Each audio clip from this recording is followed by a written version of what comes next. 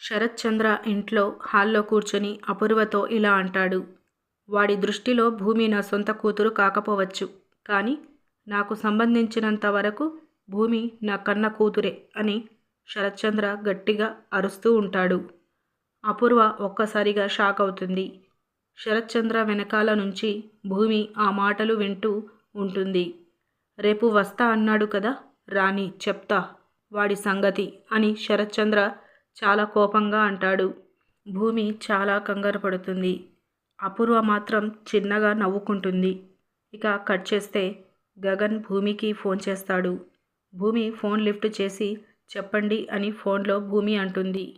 ఇన్నాళ్ళు నీ మనసులో నేను ఉన్నానా లేనా అని చిన్న తడబాటుతో ఆగాల్సి వచ్చింది, కానీ ఇప్పుడు ఆగాల్సిన అవసరం లేదు అని గగన్ చెప్తూ కట్టుబట్టలతో నువ్వు అక్కడి నుండి మన ఇంటికి వచ్చేయ్, రేపే మన పెళ్ళి అని గగన్ అంటాడు.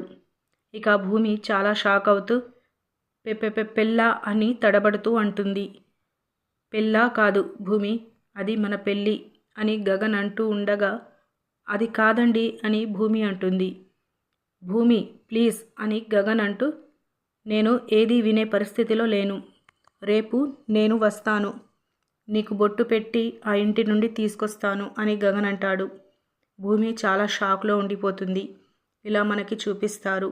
ఈ వీడియో మీకు నచ్చితే లైక్ చేసి షేర్ చేయండి. అలాగే మన ఛానల్ని సబ్స్క్రైబ్ చేసుకోండి.